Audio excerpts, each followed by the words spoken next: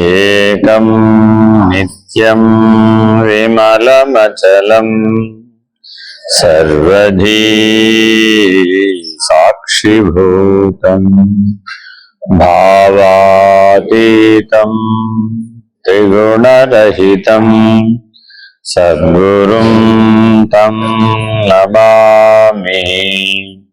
నమో బ్రహ్మాదిభ్యో బ్రహ్మ విద్యా సాంప్రదాయకర్తృభ్యో వంశ ఋషిభ్యో మహాభ్యో నమో గురుభ్యః. సర్వోపప్లవరహిత ప్రజ్ఞాన పదార్థరహితః సదాశివసమారంభాం వ్యాసశంకరమధ్యమాం అస్మదాచార్యపర్యంతాం వందే గురుపరంపరాం. హరి ఓం. శ్రీ గురుభ్యో నమః. హరి ఓం. ఓం నిర్భయానందాయ విద్మహే అచల పరిపూర్ణాయ ధీమహి తన్నో పరాత్పరః ప్రచోదయాత్. ఓం సాయీశ్వరాయ విద్మహే సత్యదేవాయ ధీమహి తన్నః సర్వః ప్రచోదయాత్. ఓం తత్పురుషాయ విద్మహే మహాదేవాయ ధీమహి తన్నో రుద్రః ప్రచోదయాత్. ఓం సద్గురురూపాయ విద్మహే జ్ఞానబోధామృతాయ ధీమహి తన్నో శ్రీ విద్యాసాగరః ప్రచోదయాత్. ఓం స్వాత్మానందాయ విద్మహే అచల పరిపూర్ణానందాయ ధీమహి తన్నో దేశికేంద్ర ప్రచోదయాత్. ఓం నమస్కందాయ విద్మహే ఋషి సాక్షాత్ ధీమహి తన్నో రమణః ప్రచోదయాత్. హరి ఓం. శ్రీ గురుభ్యో నమః. హరి ఓం. ఓం నమో భగవతే శ్రీరామకృష్ణాయ. సర్గస్థితి ప్రళయ హేతుమచింత్య శక్తిం విశ్వేశ్వరం విదిత విశ్వమనంతమూర్తిం నిర్ముక్త బంధనమపార సుఖాంబురాసిం శ్రీవల్లభం విమలబోధఘనం నమామి. యస్య ప్రసాదాదహమేవ విష్ణు మయ్యేవ సర్వం పరికల్పితం చ ఇత్థం విజానామి సదాత్మరూపం తస్యాంఘ్రి పద్మం ప్రణతోస్మి నిత్యం. తాపత్రయార్క సంతప్త కశ్చిదుద్విగ్నమానసః శమాధి సాధనైర్యుక్త సద్గురు పరిపృచ్ఛతి. అనాయాసేన ఏనాస్మాన్ ముచ్యేయం భవబంధనాత్ తన్మే సంక్షిప్య భగవన్ కేవలం కృపయా వద. హే భగవన్ అని సంబోధించి ఇక్కడ ఆ సాక్షాత్తు మహావిష్ణువుని ప్రశ్నిస్తున్నాడు శిష్యుడైనటువంటి బ్రహ్మగారు. గురుర్వాచ సాధ్వీతే వచనౌ వ్యక్తి ప్రతిభాతి వదామి తే ఇదం తదితి విస్పష్టం సావధానమానాశృణు.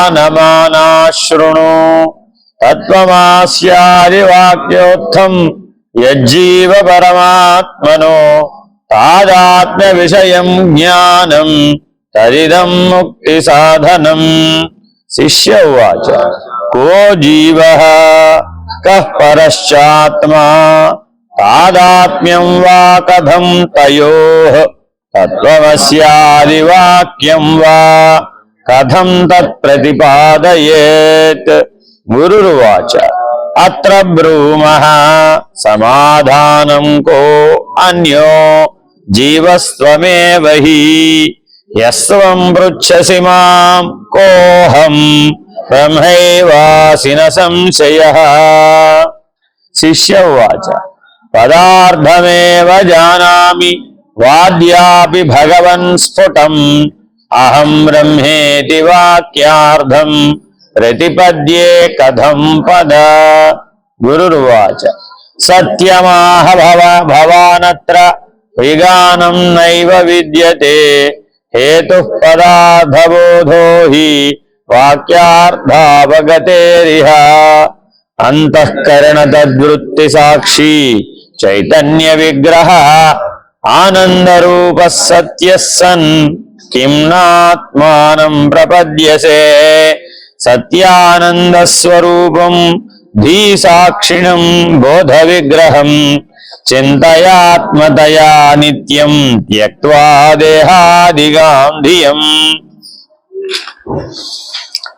రూపాదిమాన్ యతః పిండస్తతో నాత్మా ఘటాదివత్ వియదాది మహాభూతా వికారిత్వాచ్చ కుంభవత్. శిష్య ఉవాచ అనాత్మా యది పిండోయ ముక్త హేతు బలాన్మతః కరామలకవత్ సాక్షాత్ ఆత్మానం ప్రతిపాదయ. గురుర్వాచ ఘటద్రష్టా ఘటాద్భిన్నః సర్వధాన ఘటో యథా దేహాద్రష్టా తథా దేహో నాహమిత్యవధారయ. ఏవమింద్రియదృగ్నాహం ఇంద్రియాణీతి నిశ్చిను మనోబుద్ధిస్తథా ప్రాణో నాహమిత్యవధారయ. సంఘాతోపి తథా నాహమితి దృశ్య విలక్షణం ద్రష్టారమనుమానేన నిపుణం సంప్రధారయ. దేహేంద్రియాదయో భావా హానాదివ్యాపృతి క్షమా యస్య సన్నిధిమాత్రేణ సోహమిత్యవధారయ. అన్నాపన్న వికారః సన్న యస్కాంతావదేవయః బుద్ధ్యాదీంశ్చాలయేత్ ప్రత్యక్ సోహమిత్యవధారయ.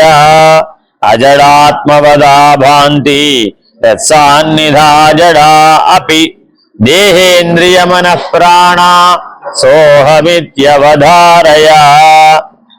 ఆగమన్మే మనోన్యత్ర సామృతం చ స్థిరీకృతం ఏవం యో వేత్తి ధీవృతం సోహమిత్యవధారయ. స్వప్నజాగరితే సుప్తిం భావాభావౌ ధియాం తథా యో వేత్తి విక్రియః సాక్షాత్ సోహమిత్యవధారయ. ఘటావభాసకో దీపో ఘటాదన్యో యథేష్యతే దేహావభాసకో దేహి తథాహం బోధ విగ్రహః. ఇక్కడ దాకా వచ్చాం. కుండను ప్రకాశింపజేయు కుండలోని దీపము కుండ కన్నా వేరైనది కదా. అదే మాదిరిగా ఈ శరీరమును ప్రకాశింపజేయు దేహి అగు నేను దేహము కన్నా భిన్నమైన వాడిని. మీరు రోజు దీపం పెడతారా లేదా? పెడతారా? మీ ఇంట్లో స్విచ్ చేయటమేనంటారా? స్విచ్ చేస్తే కూడా దీపమే కదండి అంటే చెప్పేది ఏమి లేదు. మోడ్రన్ దీపం అనమాట. దీని ఇది పెడితే జ్ఞానం రాదండి. ఎందుకు దీపారాధన చేయమన్నారు మీకు అంటే, ఆ దీపారాధన గాలికి కొండెక్కకుండా మీరు ఏం చేస్తున్నారు? దానిపైన ఒక ఆధారం, ఆశ్రయం, ఒక కొండ లాంటిదో లేకపోతే ఏదో చిమ్నీ లాంటిదో గ్లాసో ఏదో ఒకటి పెడుతున్నారు దాని మీద. కానీ దాంట్లోంచి వెలుతురు బయటకు వచ్చేట్టుగా పెడతారు. దీపం కనబడేట్టుగానే పెడతారు. చిల్లులు ఉన్నటువంటిది పెడతారు. మరి ఇప్పుడు ఆ చిల్లులలోంచి దీపం కనబడుతుందా లేదా? ఇదే విషయం దక్షిణామూర్తి స్తోత్రంలో కూడా ఉంటుంది. ఏమిటండి అది? నానా ఛిద్ర ఘటోదర స్థిత మహాదీప ప్రభాభాస్వరం జ్ఞానం యస్య తు చక్షురాదికరణ ద్వారా బహిస్పందతే జానామీతి తభేమాంతభేమనుభావ్యే తత్సమస్తం జగత్ అని అక్కడ చెప్తారు. అంటే అర్థం ఏమిటా? మన లోపల ఒక దీపం ప్రకాశిస్తోందట. ఆ దీపపు వెలుగులు ఈ కళ్ళనే చిల్లుల్లోంచి, ఈ చెవులనే చిల్లుల్లోంచి, ఈ నోరనే చిల్లులోంచి, ఈ నాసికారంధ్రములనే చిల్లులోంచి, ఈ దశరంధ్రాలలో నుంచి ఆ ప్రకాశం బయటికి వెలుదింగుతోంది. ఆ లోపల శివమనే దీపం లేదనుకోండి, అప్పుడు ఈ కొండకి విలువే ఉంది? 9 చిల్లులు ఉన్న కొండకి ఏమైనా విలువ ఉంటుందా? నీళ్లు నిలపగలుగుతామంటారా? నీళ్లు నిలపలేమని చెప్పడానికి ఏం చేస్తారు? అంత్యేష్టి నాడు ఇంటి నుంచి ఓ కొండ నీళ్లు పట్టుకెళ్తారు. ఎక్కడికి? శ్మశానానికి పట్టుకెళ్ళి అయినా ప్రదక్షిణం చేయనైనా అంటారు. ప్రదక్షిణం చేసేప్పుడు ఏం చేస్తాడు? ఓ మేకుతో ఓ చిల్లు పెడతాడు, టింగ్ నీళ్లు కారిపోతూ ఉంటాయి. అంటే ఎలా అవుతుందంటే ఇప్పుడు ఉచ్ఛ్వాస నిశ్వాసాల ద్వారా ఆయువు అలా ధారగా కారిపోతుంది అని చెప్తున్నాడు. 3 చిల్లులు పెడతాడండి. 3వ చిల్లు పెట్టేటప్పటికి దాదాపు నీళ్ళనే అయిపోతాయి, అడుక్కు వచ్చేస్తాయి అనమాట. నాయన వెనక్కి తిరిగి చూడకుండా కొండ వదిలేసేయి అంటాడు. వదిలేస్తాడు, బళ్ళు అంటుంది. అయిపోయి మన పని కూడా, మన జీవితం కూడా 3 ప్రదక్షిణలు, 3 చిల్లులు, 3 ధారలు, బళ్ళు పోయి. ఇంతే నాయన అని ప్రతీకాత్మకంగా ఆ కర్తకు బోధించాడు. వాడు బోరు నడుస్తూ ఉంటాడు కదా, మా అమ్మ పోయిందో మా నాయన పోయాడు, ఒరే నువ్వు కూడా రేపొద్దున ఇట్టాగే పోతావురా బాబు అని ఆయన నిరూపిస్తున్నాడు. కాబట్టి ఈ శవం నేనని అనుకోమాక, ఈ కొండ నేను అనుకోమాక. 9 జిల్లులు ఉన్న కొండ ఏం చేసుకుంటావు? నీళ్లు పోసినా అది నిలబడదు, ఆయువు పోసినా కూడా అది నిలిచేది కాదు, ఆయువు క్షీణం అయిపోయేదే. దినే ప్రవర్ధతే అనుకుంటాడు మానవుడు. పిల్లలందరూ పెరుగుతుంటే మీ తల్లిదండ్రులకు ఎలా ఉంటుంది? అబ్బా మా అబ్బాయి బాగా పెరుగుతుంటే, బాగా తెలివి వచ్చిందండి, బాగా వృద్ధి చెందేటండి, డే బై డే అప్డేట్ వస్తుందండి, నెలవారీ అప్డేట్ వస్తుందండి, వీక్లీ అప్డేట్ వస్తుందండి, ఇలా ఏమిటేమిటో రకరకాల దినే ప్రవర్ధతే అని సంతోషపడిపోతూ ఉంటాడట. జన్మదినాలు పెరిగే కొద్దీ తత్వతః ఏమిటయ్యా అంటే దినే ప్రవర్ధతే కాదురా బాబు, బళ్ళు అంటానికి దగ్గరగా పోతున్నాం. దినే క్షీణేయతి, ఆయుక్షీణం అయిపోతుంది. ఒక పక్క ఆయుక్షీణం అయిపోతుంది, ఒక పక్క కొండేమో ప్రవర్ధమానం అవుతుంది. ఎందుకని? పుట్టినప్పుడు గుబ్బిడే ఉంది కదా తల్లి గర్భంలో, అంతకంటే పెద్దగా ఉంటే ఎలా పడతాడు? అవునా కాదా? 3 నెలల పిల్లాడు ఎంత ఉంటాడండి? పిండం ఎంత ఉంటుందో తెలుసా మీకు? ఫీటస్ ఎంత ఉంటుందండి తెలుసా? మీకు ఎవరికి పెద్ద పరిజ్ఞానం లేదు, మీ విజ్ఞాన శాస్త్రం చదువుకునే అలవాట్లు. గుప్పెడు అంతే ఉంటుందండి కరెక్ట్గా, అర్థమైందండి? అంతకంటే ముందు ఆ శిశువు యొక్క గుప్పెడు ఎంత ఉందో అంతే ఉంటుంది. ఆరంభ దశలో మొదటి నెలలో ఎంత ఉంటుందయ్యా అంటే శిశువు గుప్పెడు ఎంత ఉంటుంది? అంతే ఉంటుంది, అర్థమైందండి? ఆ తర్వాత 3 నెలల తర్వాత తల్లికి తెలుస్తుంది కదా, తల్లికి తెలిసే సమయం వచ్చేప్పటికి తల్లి గుప్పెడు ఎంత ఉంటుందో అంత అవుతుంది. అప్పుడు తెలిసేది ఆవిడ ఏటో గుప్పెడు జీవితానికి గంపెడు సంసారం. జీవితం ఎంత? గుప్పెడు జీవితం. సంసారం ఎంత? గంపెడు. ఈ గుప్పెడు హృదయంతో ఆ గంపెడు సంసారాన్ని ఎలా మోస్తావయ్యా? ఆలోచించుకోవాలి కదా సంసారాన్ని గంపెడు చేసుకునే ముందు. మేము ఆలోచించుకుని అందుకనే ఒకనే కట్టురామండి. ఇప్పుడు మీకంటే బాగా తెలివైన వాళ్ళు వినడు, నాయన నువ్వు ఎంత ఏం చేసుకున్నా ఈ స్థూల ధర్మంతో ఇదేం తెలియదు కాదు. కాబట్టి ఏం చెప్తున్నాడు? నాయన నువ్వు ఎప్పటికైనా ఆ చైతన్యం అనే శివం నీవే, చిదానంద రూపుడగు శివుడు నీవే. అందుకని నిర్వాణ షట్కం ఏం చెప్తుంది? చిదానంద రూప శివోహం శివోహం. ఆ దీపమే అది, నీలో వెలుగుతున్నటువంటి ప్రకాశం ఏదైతే ఉందో ఆ ప్రకాశం ఎవరు? ఆ చిదానంద రూపుడైనటువంటి శివుడే. కాబట్టి ఆయన ఎవరు? అక్షరుడు, దేహి. ఈ బయట ఉన్న కొండ, కనబడే కొండ ఎవరు? నల్లకొండ, తెల్లకొండ, ఎర్రకొండ, ఏ రంగో చెప్పడానికి వీలు లేని కొండ. ఎలా చెప్పుకున్నా అర్థమైందండి? ఆ కొండకు అనేక రకాల ప్రయోజనాలు ఉండవచ్చు, ప్రవృత్తులు ఉండవచ్చు, అనేక రకాల వ్యవహారాలు కూడా ఉండవచ్చు. కొన్ని కొండలు పాల కొండలు అవ్వచ్చు, కొన్ని కొండలు నీటి కొండలు అవ్వచ్చు, కొన్ని కొండలు కళ్ళు కొండలు అవ్వచ్చు, కొన్ని కొండలు నేతి కొండలు అవ్వచ్చు. దేనికి వినియోగపడితే ఏమిటట? అర్థమైందండి? చివరికి కొండ గతి ఏమిటి? బళ్ళు మనవలసిందే. ఏదో ఒక సందర్భంలో ఏమైపోతుందండి? కొండ బళ్ళు మనవలసిందే. అక్కడతో దాని పని స్వస్తి. పాలకొండ అయినా అంతే, నీటి కొండ అయినా అంతే, నేతి కొండ అయినా అంతే. కాబట్టి నీవు ఈ బయట ఉన్న ఘటం ఎప్పటికీ నువ్వు కాదు, అర్థమైందండి? ఆ ఘటమునందు నిరంతరాయంగా ప్రకాశిస్తున్నటువంటి సదాశివమైనటువంటి చైతన్యం, చిదానంద రూపుడైనటువంటి శివస్వరూపుడవు. కాబట్టి మీరు పెట్టినటువంటి దీపారాధన మీకు ఈ తత్వాన్ని బోధిస్తుంది. బయట పైన చిల్లులు బోధించారే, మీరు దీపాన్ని చూస్తున్నారా? బయట ఉన్న చిల్లులు చూస్తున్నారా? దీపకాంతికే ప్రాధాన్యత ఇచ్చారు. మీరు ఆరాధన దేనికి చేశారంటే పైన పెట్టిన చిల్లుల మంతకిచ్చారా? దానికి ఆరాధన ఏం చేస్తారు? దానికేం ఆరాధన లేదు. ఈ దేహానికేం ఆరాధన చేస్తావు? దీనికేం ఆరాధనలు లేవు. సమయానికి ఎంత అన్నం, సమయానికి గుప్పెడు మందులు వేస్తే చాలా అది బతికేస్తుంది. అర్థమేనండి? ఆకలికి అన్నం, వేదనకు ఔషధం వేస్తే అది ఉండవలసినంత కాలం డొల్లుకుంటూ అదే ఉంటుంది. మనమేం డొల్లించక్కర్లా. కాకపోతే ప్రతి మానవుడు ఏమనుకుంటున్నాడు? నేనే డొల్లిస్తున్నాను అనుకుంటాడు. లేని కర్తృత్వాన్ని, లేని భోక్తృత్వాన్ని భ్రాంతి చేత ఆపాదించుకున్నాడు. కొండ ఏమంటుందంటే నేనే దీపాన్ని వెలిగిస్తున్నాను అంటున్నాడు. అదిటే భ్రాంతి. నువ్వు పైన చెల్లుళ్ళు పెట్టావా లేదా? ఆ చెల్లుళ్ళు లేకపోతే దీపం ఆరిపోతుంది కదండి. నువ్వు పెట్టిన దీపం లాంటి దీపం కాదు ఆ శివం. అర్థమైందండి? ఆ సూర్యుడు ఉన్నంతకాలం ఆ శివం ఉంటుంది. ఆ అక్షర పురుషుడు ఎంతకాలం ఉంటాడు? సూర్యుడు ఉన్నంతకాలం ఉంటాడు. స్వప్రకాశమానుడైనటువంటి వాడు. దానికి ప్రతీకగా నువ్వు దీపం పెడుతున్నావు, విషయం అర్థం చేసుకోవడానికి. అర్థమైందండి? ల్యాబొరేటరీలో ఏం చేస్తాం? యథార్థంగా మనిషిని తెచ్చి కోసేస్తామే ఒకటి. అప్పుడు వాడు పోతాడు అంతే. వీడు నేర్చుకునే లోపల ఎంతమంది పోవాలో అప్పుడు. అలా చేయం. ఒక మోడల్ మీద ప్రయోగం చేస్తాం, అంతేనా కాదా? అలాగే తత్వజ్ఞానాన్ని నేర్చుకోవడం కోసమని రోజు నేను దీపారాధన చేయమన్నాం. దీన్ని చూసి దాన్ని అర్థం చేసుకోమన్నాం. అర్థమైందండి? పిండాండం అంటే ఏమిటయ్యా? నువ్వు పైన పెట్టిన చిల్లుల ముంత, అంతకుమించి వేరే ఏమి లేదు. బ్రహ్మాండం అంటే ఏమిటి? సరే, ఇది బాగానే అర్థమైనట్టే కనబడుతుంది. బ్రహ్మాండాన్ని కూడా ఘటంగానే చూడమన్నాడే. మరి పిండాండం ఘటం అయితే బ్రహ్మాండం కూడా ఏమిటి? ఇది చిన్న కొండ, అది పెద్ద కొండ, అంతే. పెద్ద తేడా ఏమి లేదట. ఏమిటండి అంటే ఇదేమో చిన్న కొండ, అది పెద్ద కొండ. దీనికి 5,5,25, దానికి 5,5,25. పేర్లు మార్చావంటే ఇవే పేర్లు అక్కడ పెడితే కన్ఫ్యూజ్ అయిపోతావని అక్కడేమో అందరూ దేవతలు, తత్వాలు, తన్మాత్రలు అనే పేర్లు పెట్టాము. ఇక్కడేమో ఇంద్రియాలు, విషయాలు, అనుభవాలు అనే పేర్లు పెట్టి. అర్థమైందండి? యథావత వ్యవహారం ఒకటే, వ్యవస్థ ఒకటే.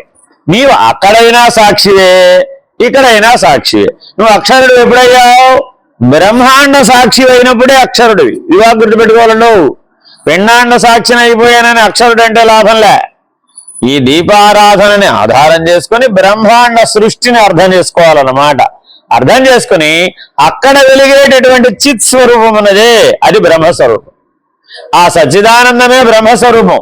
అది ఎప్పుడు ఉంది? సృష్టికి ముందు ఉంది, సృష్టి వచ్చిన తర్వాత ఉంది, సృష్టి పోయినా కూడా ఉంటుంది. అదేం మారదు. అలాగే కాబట్టి నీవెప్పటికీ కూడా దేహి అనే అక్షరుడవే గాని దేహమనే కొండవి కాదు. దీన్ని ఇలా చెప్పడాన్ని ఏమంటారో తెలుసా? పృథక్కీ ఏమంటారు? పృథక్కీకరించటం, పృథక్కరించడం. అంటే అప్రధానం చేయడం, ఇది విలువ లేనిదని తేల్చేయడం, నిర్ణయం చేసేయడం, అలా ఉండడం. పుత్రా విత్తాదయో భావా యస్య శేషదయా ప్రియా ద్రష్టా సర్వప్రియతమః సోహమిత్యవధారయా. Very very important. మనం వ్యవహారంలో కనబడుతున్నటువంటి పుత్రుడు లేక పుత్రులు, పుత్రికలు, ఏ పేరు చెప్పినా ఒకటే. మా సంగతి చెప్పలేదు కదండి అనక్కర్లా. పుత్రులు అంటే పుత్రికల గురించి కూడా చెప్పినట్టే. విత్తము మొదలైన వస్తుజాలము దేని అంగం అగుట వలన ప్రియకరం అవుతున్నవో ఆ సర్వప్రియతమను సాక్షిను అగు ఆత్మను నేనే. సరే, ఇప్పుడు ఏం చేసామయ్యా అంటే ఆ లోపల దీపం తీసేసి చిల్లుల ముందు ఒకటే పెట్టి అదే దీపారాధన పొమ్మన్నాం అనుకోండి, ఏమవుతుందంటారు? ఏముంది అక్కడ? ఆ పైన పెట్టిన చిల్లుల కొండే ఉంది, లోపల దీపం లేదు, వెలిగించలేదు. కానీ అది దీపారాధనేనండి అన్నారు అనుకోండి, ఎవరైనా ఒప్పుకుంటారా? ఎవరు ఒప్పుకోరుగా. అలాగే నీకు ప్రియమైనటువంటి ప్రపంచంలో ప్రియమైనటువంటివి ఏవైనా సరే, అర్థమైందండి? ఎందుకు పుత్రులు పుత్రికల సంగతే చెప్పాడు? ఆత్మావై పుత్రనామాసి. ఉపనిషద్ వాక్యం ఏంటండి? ఆత్మావై పుత్రనామాసి. నీలో ఉన్న ఆత్మను చూడడానికి, దర్శించడానికి వీడు ఉపయోగపడతాడు. ఆ పుత్రులు పుత్రికలు ఎందుకు ప్రియమట నీకు? నీలో ఉన్న చైతన్యాన్ని, నీలో ఉన్న ఆత్మని, నీలో ఉన్న సాక్షిని నీవే దర్శించడానికి ఉపయోగపడేవాడు కాబట్టి వాడంటే నీకు ప్రియమట. అంతేగాని నువ్వు కన్నావని పెంచావని కాదు. అర్థమైందండి? చిన్నప్పటి నుంచి ఎన్ని కష్టాలు పడి పెంచానో తెలుసా వాడిని అని దీర్ఘం తీయడం వల్ల నీకేం ప్రేమ రాలేదు. ఆ పుత్రులు పుత్రికలంటే ప్రియం ఎందుకు కలిగిందట నీకు? నీలో ఉన్నటువంటి ఆత్మ చైతన్యాన్ని అతని ఆధారంగా నీవు తెలుసుకోవచ్చు. అందుకని వాళ్ళందరూ ఎవరండి? ఔరసపుత్రులు. వాళ్ళు ఏమంటారండి? ఔరసపుత్రులు. అలా నీవు వాళ్ళని ఉపయోగించుకోలేదు అనుకోండి, ఎవరిది అజ్ఞానం? మీదే. అర్థమైందండి? వాడిని కూడా అందుకని ఏం చేస్తున్నాం? ఎత్తి సంసార సాగరంలో పడేస్తున్నాం 1000 మంది కలిసి కోసేస్తున్నాం అంతే. బరా బాబు అని. ఎందుకని? మనస భజరే గురు చరణం దుస్తర భవ సాగర ధరణం అతి దుస్తర భవ సాగర ధరణం. ఈ పెళ్లి చేసే బ్యాచ్కి తెలియదేమిటి అతి దుస్తరం అని? బాగా తెలిసి వీళ్ళకి. ఎందుకని? మొట్టికాయలు అప్పటికి బాగా పడతాయి కదా, తల బొబ్బి బాగా కట్టింది కదా, నాకు ఒక్కడికే ఎందుకు కట్టాలి, వాడికి కూడా కడితే సరిపోతుంది. అందరం కలిసి 1 కోటి రూపాయలు ఖర్చెట్టి మరి వాడిని సంసార సాగరంలో తోసేసాం. ఎందుకని? ఆత్మ వైపుత్ర నామాసి. వాడు అడిగాడు, నన్ను అడిగాడండి, అప్పుడే చేసాం, లేకపోతే ఊరికే చేయలేదు. ఏమిటి నీకు నాకు భేదము అని అడిగాడు. ఏమయ్యా, నిన్ను చూసి నేను ఆత్మజ్ఞానాన్ని పొందాను, మరి నువ్వెలా పొందుతావు? కాబట్టి నువ్వు కూడా నాలాగా పుత్రులనో పుత్రికలనో కానీ వాళ్ళని ఆధారంగా పెట్టుకొని నువ్వు ఆత్మజ్ఞానాన్ని పొందు. అందుకు పెళ్లి చేశాం, అంతేగాని సంసార సాగరంలో వాడిని బలవంతంగా తోసేయాలి. తోసే అలా చేసేది ధర్మం ఎలా అవుతుంది? దాని ధర్మాచరణలో దాని సంస్కారంలో భాగంగా పెట్టాం. 16 సంస్కారాల్లో వివాహం ఒకటి. అది సంస్కరించేదే గాని అధోగతి పాలు చేసేదైతే అందరినీ ఆచరించమని వేదం ఎందుకు నిర్దేశిస్తుంది? దాని వెనుకున్న రహస్యం ఇది. ఆత్మా వై పుత్రనామాసి. నేను నిన్ను చూసి ఆత్మజ్ఞానాన్ని పొందాను నాయనా. నేను ఎలా పొందానో నీవు కూడా ఆ స్వాత్మ జ్ఞానాన్ని, స్వరూప జ్ఞానాన్ని పొందు. అయితే మీరేం చేశారండి? నేనేం చేశానో నువ్వు అదే చెయ్యి. అర్థమైందండి? నేనేం చేశానో నువ్వు అదే ఆచరించు. నేను ధర్మవిహిత కామాన్ని ఆచరించాను, నువ్వు కూడా ధర్మవిహిత కామాన్ని ఆచరించు. ఆ ధర్మాచరణకి అధికారిత్వం పొందడానికి మోక్షమే దానికి లక్ష్యం కాబట్టి ఆ మోక్ష లక్ష్యంతో ధర్మాన్ని ఆచరించు. అప్పుడేమైంది? ఈ ప్రపంచము నీకు ఉపయుక్తమే అయింది, ఈ సంసారం కూడా నీకు ఉపయుక్తమే అయింది. ఆఖరికి నువ్వు కన్న పుత్రులు కూడా, మాంసమయ దేహులైన పుత్రులు పుత్రికలు కూడా నీకు ఆత్మజ్ఞానాన్ని ఇవ్వడానికే ఉపయోగపడిందట. ఒక కొండ మరొక కొండకి జ్ఞానాన్ని బోధించిందట. అంటే పుత్రులు పుత్రికలు ఎవరు? ఓ కొండ మరో కొండను కనదటండి, ఓ కొండ మరో కొండను తయారు చేసింది. ఏమంటుందట? ఆ కొండను చూసి నేను కొండను తెలుసుకోగలిగాను అదట. ఘట జ్ఞానాన్ని పొందిందట. ఏమిటట? ఓహో ఇంతే కదా అని. మరి నేనెవరిని? ఆ ఘటమునకు ఆధారమైనటువంటి ప్రకాశమైనటువంటి వాడనే గాని చిత్ ప్రకాశ స్వరూపుడను అనే జ్ఞానాన్ని పొందాను. ఇదిటా పిల్లల్ని కంటంలో ఉన్న గొప్ప రహస్యం. ఎందుకని? నువ్వు పుట్టినప్పుడు సంగతి నీకు తెలియదుగా. మరి నువ్వు ఎలా పుట్టావో, బాల్యం నీకు ఎలా జరిగిందో, ఎలా వృద్ధి చెందావో, ఎలా బాల్యం గడిచిందో నేను గుర్తు తెచ్చుకోమంటే గుర్తు తెచ్చుకోగలవా? అది జ్ఞానానికి గుర్తు తెచ్చుకోమంటే వీలు కావడంలా మరుగుపోయి. ఎంత శాశ్వతంగా మరుగుపోయిందంటే ఎంత ప్రయత్నించినా అది గుర్తుకురాదు. ఎవరు చెప్పలేరు. పుట్టినప్పుడు ఎలా ఏడ్చావో చెప్పమ్మా అంటే ఏం చెప్తావు? ఏడవలేదు. అయితే గుర్తులేదు కాబట్టి నేను ఏడవలేదంటావా? అలా ఏం కుదరదు. కాబట్టి తెలియాలి అంటే ఏం చేయాలి? ఇంకోసారి ప్రయోగం చేయాలి. ఒకసారి సరిగ్గా రాలేదండి సాంబార్, ఏం చేయాలి? ఒకసారి ట్రై చేయి. పోయేవాడు మీ ఆయనే కదా. ఎందుకంటే తినాలి, ఎలా బాగున్నా బాగోపోయినా తినాల్సింది ఆయనే. ఆ ప్రారంభ కర్మ అయింది. మనం ఏం చేస్తాం? ఇవాళకి అలా వచ్చింది అంటుంది ఈవిడ. సర్లే అమ్మా, ఆయన ఏం చేస్తారు పాపం, సర్లే రేపు మళ్ళీ ట్రై చేయమ్మా, ఏం చేస్తాం, ఇవాళకి అలా ఈశ్వర అనుగ్రహం సర్దుకుందాం అంటాడు. అలాగే నీ పిల్లలతోటి నువ్వు సర్దుకుంటున్నావా లేదా? ఎంత ఎవరితో సర్దుకున్నా సర్దుకోకపోయినా తల్లి ఎవరితో సర్దుకుంటుందండి? పిల్లలతో బ్రహ్మాండంగా సర్దుకుంటుంది. మిగిలిన వాళ్ళతో సర్దుకోమంటే సర్దుకోదు. నేను సర్దుకుంటానా అంటుంది. అదే వాళ్ళ పిల్లలు అనుకోండి, నెత్తి మీదకి ఎగ్గుతుంది. ఏమిటో నాకు అర్థం కాదు ఆవిడ ప్రేమ, పిచ్చి ప్రేమ అంటావా? కాదట. ఆ ఆత్మతత్వంలోనే ఈ ప్రేమతత్వం ఈవిడి ఉందట. అంటే స్వరూప జ్ఞానం కానిది అనురాగం అవుతుందే గాని ప్రేమ కాదు. ఏది ఆత్మ చైతన్యాన్ని నిరూపించడానికి ఉపయోగపడే హృదయ సంబంధం ఉన్నదో దానికి ప్రియమని పేరు. అర్థమైందండి? మీ ఇష్టం వచ్చిన వాడన్నిటికీ ప్రియం కాదు. నాకు బజ్జీకాయ బజ్జీ ఇష్టం, గులాబ్ జామ్ ఇష్టం అంటే లాభంలా.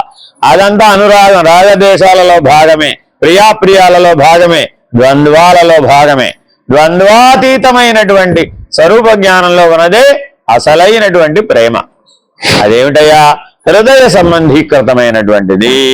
ఆత్మ బంధువులు వాళ్ళందరూ కూడా. మీరందరూ ఎవరండి? ఒకరికొకరికి ఏమవుతారు? ఏమవుతారా? అక్కయ్య, అన్నయ్య, చెల్లి, పిల్లి అని ఎవరన్నా పిలుస్తున్నారా? అలా ఎవరిని పిలవడంలా. మీరు ఏమంటున్నారు?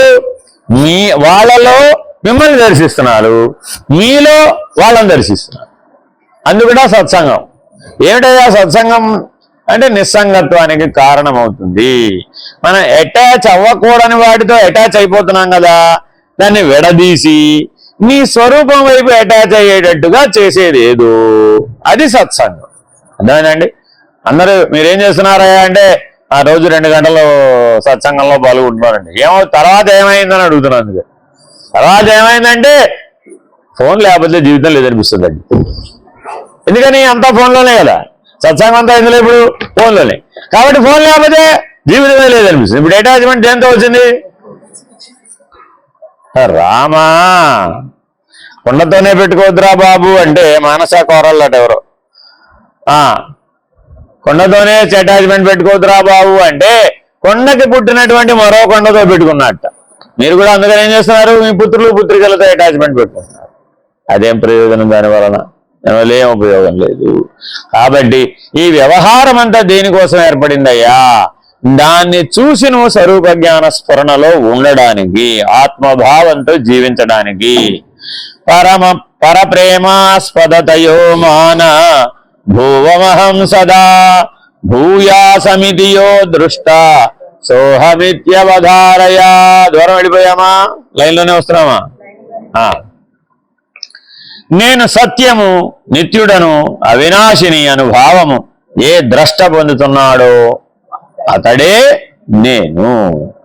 ఎలాగయ్యా? ఈ కొండ పగిలిపోయింది. అప్పుడు ఈ శివం ఉన్నట్టా పోయినట్ట?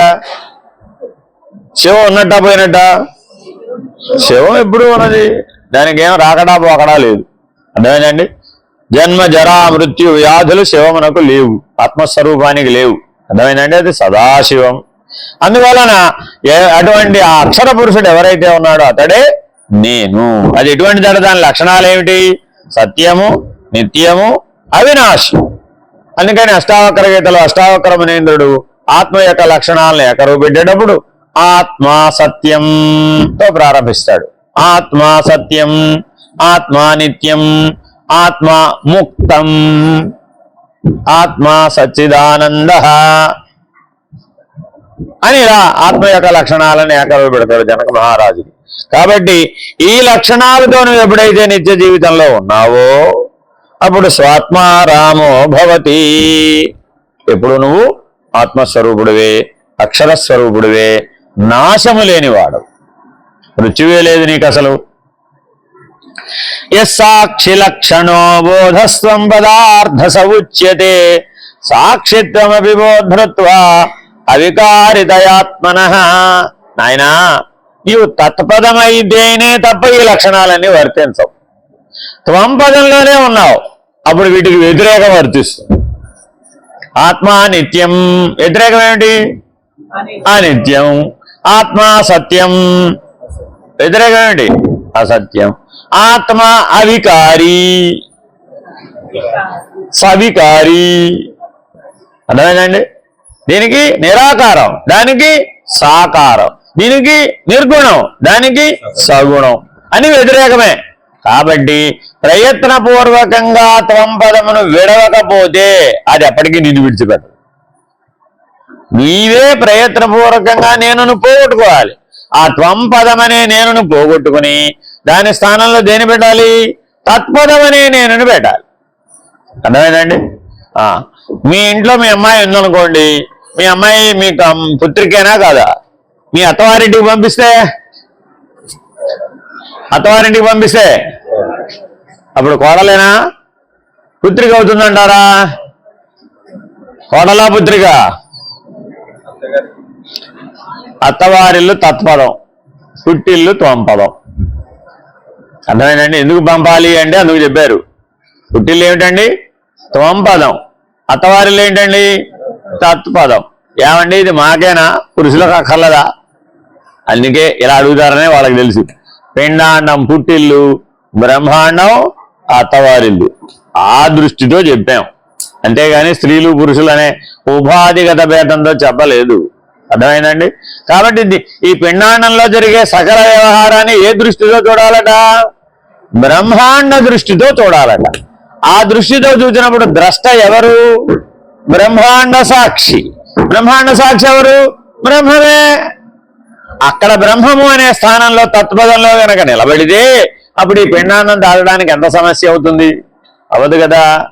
అపార సంసార వారాసి గోష్పాదమంతాయని అంటాడు. అపార సంసార వారాసి అంటే అంతులేనటువంటి సముద్రం ఎంత ఉందో అంతటి సంసారం కాస్త తాను బ్రహ్మమైనటువంటి తత్పదం నుంచి కనుక చూస్తే గోష్పాదం అంతే ఉందట. గోష్పాదం అంటే ఆవు గిట్ట, అది ఎంత ఉంటుందండి? ఎంత ఉండదా? అరచేయి ఎంత ఉంది, అంతకుమించి ఉండదు. సరే ఎంతున్నా అరచేయి కంటే ఉండదు. ఆ అంత పెద్ద సముద్రం కాస్త ఆకాశంలోకి వెళ్ళి చూసేవాడండి, ఎంత అయిపోయినప్పుడు అది గోష్పాదం అంతా. కాబట్టి ఎటువంటి దృష్టిని కలిగి ఉండాలట? బ్రహ్మాండ సాక్షి అయినటువంటి నేను బ్రహ్మస్వరూపుడను అనే తత్పద దృష్టి కలిగి ఉండాలట. అందుకనే ఏమంటున్నాడు? ఎస్ సాక్షి లక్షణో బోధస్త్వం పదార్థ సౌచ్యతే. అందుకని బోధాకాలంలో దేన్ని గట్టిపరుస్తున్నాం? త్వంపదాన్న తత్పదాన్న? తత్పదాన్నే గట్టిపరుస్తున్నాం. ఎందుకని? ఆ తత్పద దృష్టి కనుక నీకు స్థిరపడినట్లయితే నీవేదైతే వ్యవహార కాలంలో చెప్తున్నావే ఇవన్నీ ఎంతటా వాటి విలువ? గోష్పాదమంతా. గోష్పాదమంత సముద్రాన్ని దాటాలంటే ఎంత శక్తి కావాలి? ఆవు గిట్టంత ఉందటండి, ఆ సముద్రాన్ని దాటాలట. ఎంత శక్తి కావాలి? చిన్న పిల్లవాడైనా దాటేయగలడు. ఎంత టైం పడుతుంది? రేపొప్పాటే మనమేమంటున్నాం? ఏటోనండి బాబు, ఎన్ని జన్మలు పట్టినా కానీ తేలడం లేదు. సాక్షిత్వం అభిబోధృత్వ అవికారితయాత్మన. కాబట్టి నేను అవికారిని, ఆత్మస్వరూపుడను అని ఎవరైతే నిర్ణయంగా ఉన్నాడో వాడికి త్వంపదం యొక్క ప్రభావం ఏమీ లేదు. వాడెప్పుడు తత్పద స్వరూపుడే. దేహేంద్రియమన ప్రాణాహంకృతిభ్యో విలక్షణ ప్రోజ్జిత శేషషడ్భావ వికారస్తంపదాభిధ. శరీరేంద్రియమణ ప్రాణాహంకారముల కంటే వేరైనదీను షడ్విధ భావ వికారరహితమును అగునదియే త్వంపద లక్ష్యార్థము. త్వంపదమును దేంతో తెలుసుకోగలుగుతున్నామట? శరీర ఇంద్రియ ప్రాణ మనో బుద్ధి వికారములతో తెలుసుకోగలుగుతాం. మనకేమేమి ఉన్నాయండి?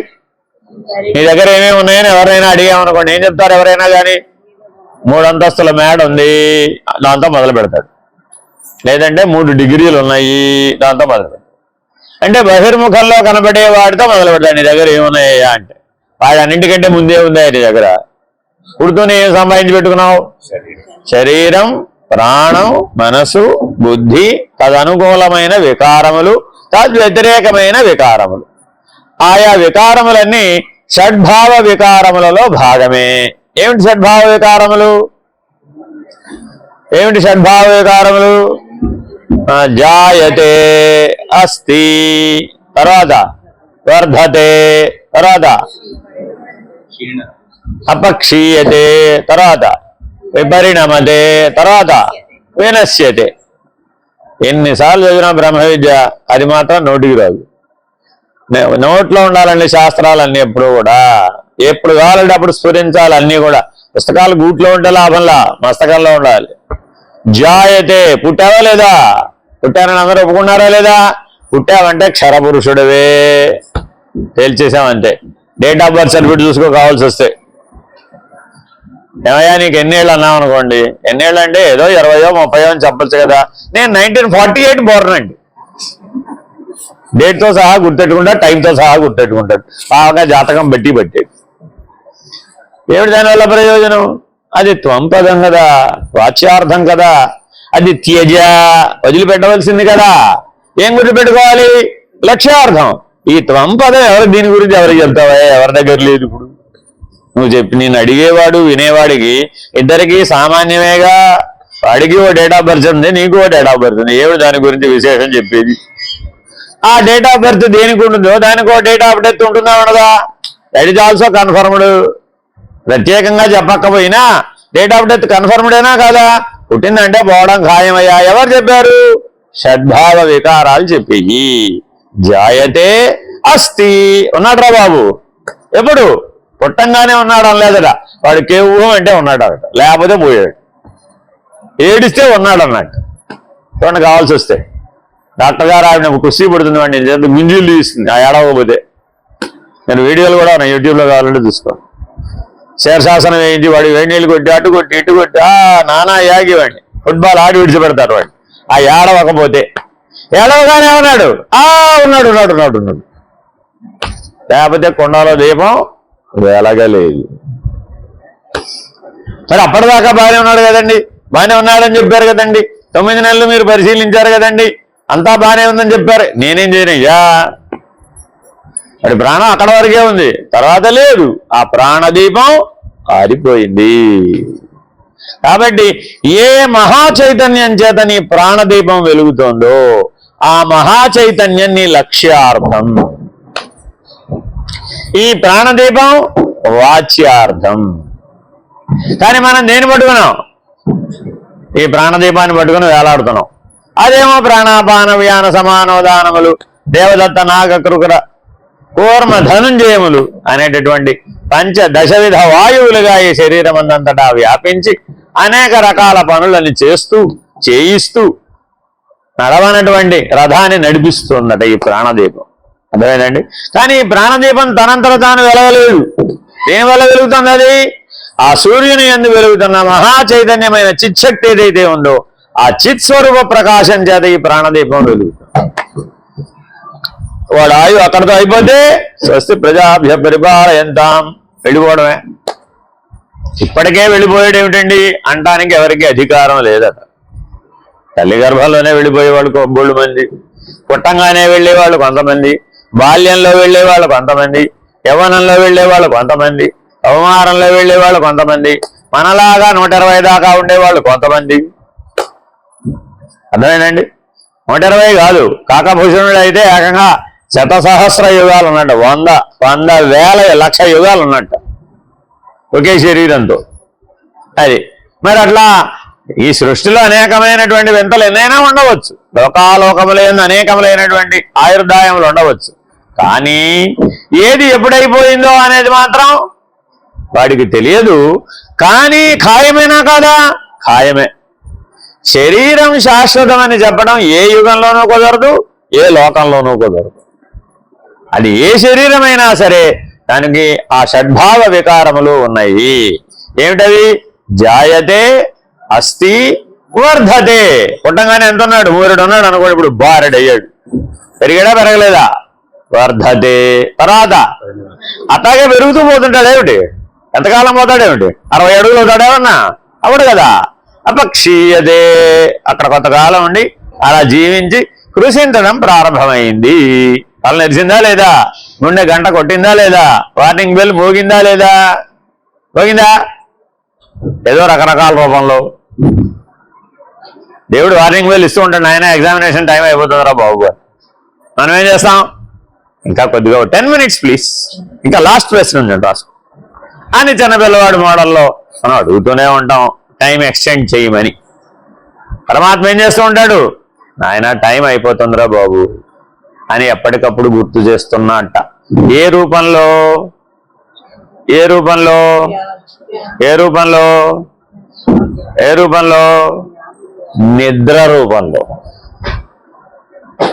నిద్ర రూపంలో ప్రతి క్షణం గుర్తు చేస్తున్నాడు, నాయన టైం అయిపోతుందిరా బాబు, you are on examination. Doctor గారి దగ్గర ఎగ్జామినేషన్ టేబుల్ ఒకటి ఉంటుందా లేదా? ఏం నీ పరిస్థితి ఏమిటో పరీక్షిస్తారు అక్కడ. ఏం పని చేసినా, ఏం పని చేయట్లేదు, ఏవి బోర్కి వచ్చేసినా, ఏవి హాస్పిటల్లో ఏవి తీసేసి కొత్తగా ఏమన్నా వేసేయాలా, స్పేర్ పార్ట్స్ ఏమన్నా మార్చేయాలా, ఇవన్నీ ఎక్కడ డిసైడ్ చేస్తారు? ఎగ్జామినేషన్ టేబుల్ మీద డిసైడ్ చేస్తారు. అలాగే మనకి ఎగ్జామినేషన్ ఎప్పుడు? నిద్రా సమయం డిసైడ్ అయిపోతుంది. లేస్తే ఉన్నాడు రా బాబు, లేకపోతే పోయాడు రా బాబు, అంతే. ఇంతకు మించి ఏం పెద్ద తేడా ఏమీ లేదండి. Nothing else. మీరు ఎవరి దగ్గరికి వెళ్ళైనా చూడండి, అంతా ఇదే విషయం. లేస్తేనేమో ఆ అస్థి అస్థి అహమస్తి. అర్థమైందండి? కోవేదా ఏం తెలుసుకోవడానికి అని అడిగామనుకోండి, అప్పుడు ఏం చెప్పాలి? అహం బ్రహ్మాస్మి. దేనికోసం ఉన్నాడయ్యా? అహం బ్రహ్మాస్మి అని తెలుసుకోవడానికి ఉన్నాడయ్యా బాబు. ఇంకా అందుకని అపక్షీయతే తర్వాత విపరిణమతే, మల్టీ ఆర్గాన్ ఫెయిల్యూర్. విపరిణమతే అంటే మోడర్న్ లాంగ్వేజ్లో ఏంటి? మల్టీ ఆర్గాన్ ఫెయిల్యూర్ వచ్చేదాకా. తర్వాత అండి, తర్వాత ఎంత టైం ఉంటుందంటారు? అడిగారు డాక్టర్ గారిని, ఏమండి ఈయన బాడీ రెస్పాండ్ అవ్వడం లేదండి, బట్ హీఈస్ దేర్. ఇంకా వెళ్ళలేదు, but he's there, either on ventilator or on oxygen, whatever it may be. కానీ మరి అప్పుడు ఎంతకాలం ఉంటాడండి అని డాక్టర్ గారు ఏం చెప్పలేరండి అంటాడు. ఇంకా ఈయన ఎంతకాలం బ్రతుకుతాడంటే ఏం చెప్పలేనండి. Nothing is responding. శరీరంలో ఉన్న ఏ అవయవాలు ప్రతిస్పందించడం లేదు. మరి అప్పుడు ఏం చేయాలి? Get ready for the final departure అని ఎవరికి చెప్పాలి? ఇప్పుడు వెంటిలేటర్ మీద ఉన్నవాడికి చెబుదామా? వాడికి వినపడతేగా. ఇంద్రియాలని ఏమైనా అప్పుడు లోపలికి ముడుచుకున్నాయి, పంచకోశాలని ఏమైపోయినాయి? లోపలికి ముడుచుకున్నాయి. అందుకే పంచీకరణలో లయం కూడా చెప్తాం. ఎలా విప్పుకున్నాయో చెప్తాం, ఎలా ముడుచుకుంటాయో కూడా చెప్తాం. అదేనండి. ఆఖరిది ఏమిటి? పృథ్వీ పంచకం అక్కడ ప్రారంభమవుతుంది. కర్మేంద్రియ పంచకం లోపలికి ముడుచుకుంటుంది. ముందు ముడుచుకునేది విసర్జక అవయవాలే. ఫస్ట్ ఆగిపోయింది. లెట్ అవుట్ ఆగిపోతే లెట్ ఇన్ ఆగిపోతుంది. అదేనండి. బయటికి పంపగలిగే శక్తి ఉంటేనే పైనుంచి పోసే అవకాశం, ధారకం పోయింది. అర్థమైందండి. కర్మేంద్రియాలతో పాటు ఏం పోయింది? జ్ఞానేంద్రియాలు కూడా పోయినాయి. జ్ఞానేంద్రియాలు కూడా పోతే ఏమంటే మన తెలుగులో ఉన్నాడంటారా? పిలిస్తే పలుకుతున్నాడంటారా? కాన్షియస్ లో ఉన్నాడండి. కాన్షియస్ అంటే ఏంటండి? What is consciousness?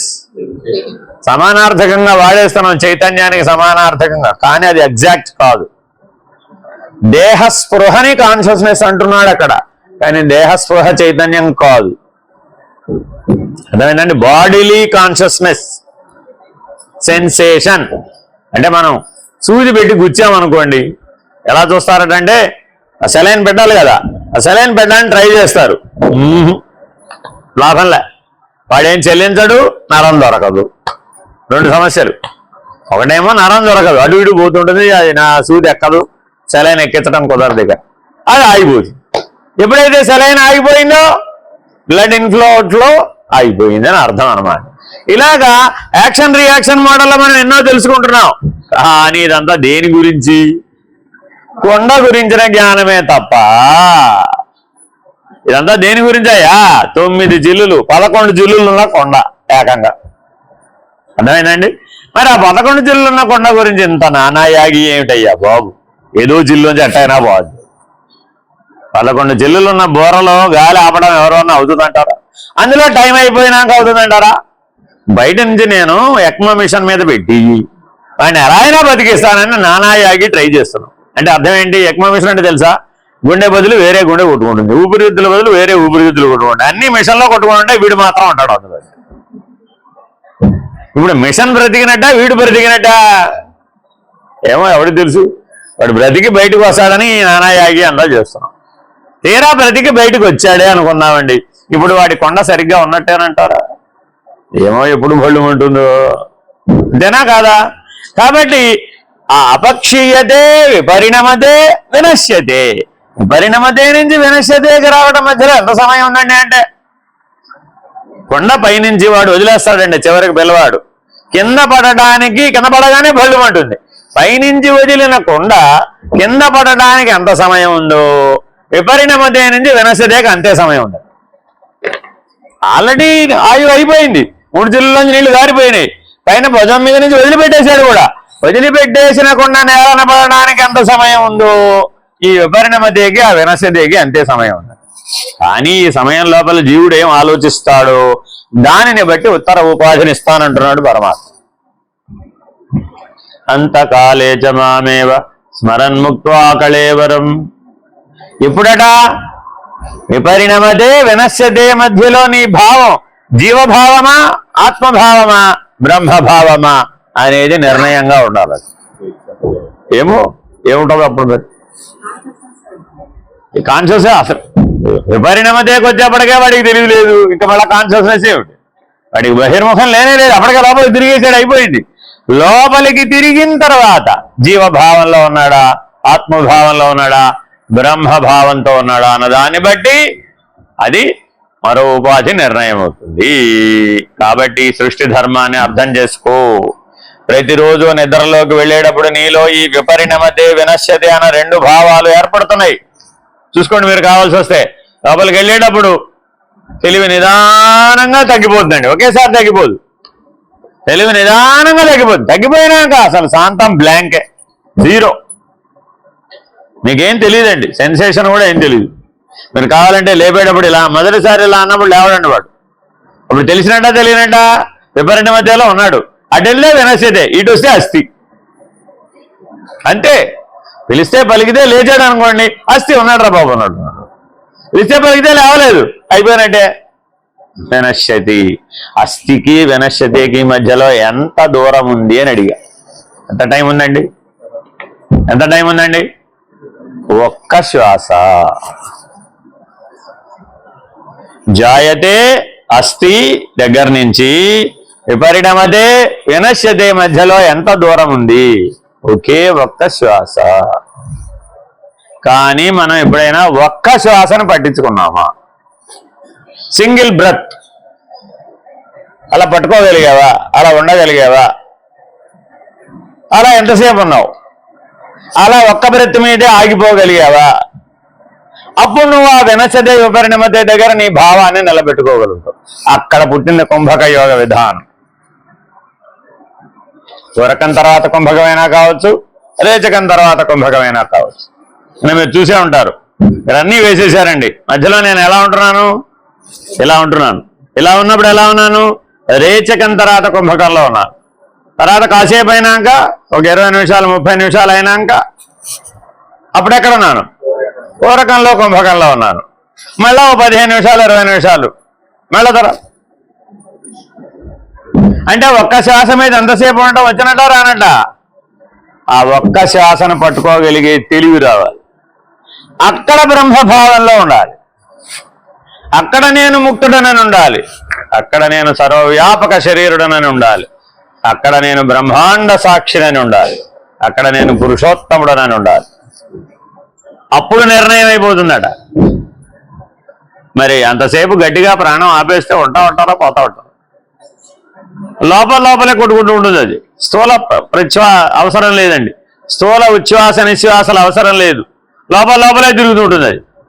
అది సరిపోతుంది. దానికి కంఠగతమైన ప్రాణం ఇక్కడికే కొట్టుకుంటూ ఉంటుంది. ఈ కంఠం నుంచి కిందకి దిగ ఇక్కడిక్కడే సరిపోతూ ఉంటుంది. ఊరికే కిందది నిమిత్త మాత్రంగా సామాన్యంగా పనిచేయకుండా ఏం పోదు. అలా నువ్వు ఆఖరి దశలో కూడా బ్రహ్మభావంలో గనక ఉండగలిగితే, అందుకనే మహాబంధం నేర్చుకోమని చెప్పేది హంస మంత్రం ఉన్నవాళ్ళందరూ. ఎందుకు నేర్చుకోవాలయ్యా? ఇదిగో ఈ సందర్భం వస్తుంది. అలా ఉన్నవాడు దాంతో సహజమైపోయిన వాడు ఎంతసేపట్లో వేస్తాడు మహాబంధం? రెప్పపాటే వేస్తే ఆగిపోతుంది. ఆగిపోతే తెలివి నిలబడుతుంది, తెలివి నిలబడితే భావం నిలబడుతుంది, భావం నిలబడితే అభావం చేయొచ్చు. అక్కడ ఉపయోగపడుతున్నట్టు విచారణ, అక్కడ ఉపయోగపడుతున్నట్టు జ్ఞానం.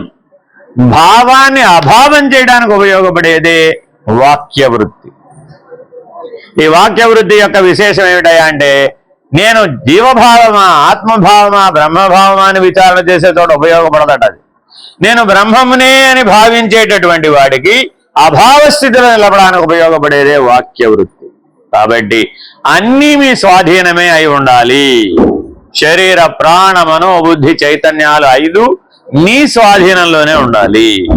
అలా ఉన్నటువంటి వాడికి బ్రహ్మభావన రెప్పపాటే. సాక్షి లక్షణ బోధస్త్వం పదార్థ సముచ్యతే సాక్షిత్వ విబోధృత్వామవికారితయాత్మన దేహేంద్రియ మనః ప్రాణాహంకృతిభ్యో విలక్షణ ప్రోజ్జితాశేష షడ్భావ వికార స్తంపదాభిద త్వమర్థమేవ నిశ్చిత్య తదర్థం చింతయేత్ పునః అతద్వ్యావృత్తి రూపేణ సాక్షాత్ విధిముఖేన చ. ఈ విధముగా త్వంపదార్థమును నిశ్చయించుకుని ఆ అర్థమును మరల మరల చింతించవలను. నిషేధముఖమునను విధిముఖమునను తత్పదార్థమును ధ్యానింపవలను. మనకి 2 ముఖాలు ఉన్నాయట. ధ్యానంలో ఎన్ని ముఖాలు ఉన్నాయండి? 2 ముఖాలు ఉన్నాయట. ఒకటేమిటండి? నిషేధముఖం, అంటే వాచ్యార్థమును నిషేధించాలి. రెండోది ఏంటండి? విధిముఖం, అదేంటండి? లక్ష్యార్థం. లక్ష్యార్థమేమో విధిముఖం, అంటే తప్పక చేయాలి. నిషేధముఖం ఏమిటి? తప్పక విడవాలి. వాచ్యార్థమును తప్పక విడవాలి, లక్ష్యార్థంలో తప్పక నిలబడి ఉండాలి. హరి ఓం శ్రీ గురుభ్యో నమః. హరి ఓం. పూర్ణమద పూర్ణమిదం పూర్ణాత్ పూర్ణముదచ్యతే పూర్ణస్య పూర్ణమాదాయ పూర్ణమేవావశిష్యతే. ఓం తత్సత్. ఓం శాంతి శాంతి శాంతి. హరి ఓం శ్రీ గురుభ్యో నమః. హరి ఓం. నారాయణ నారాయణ.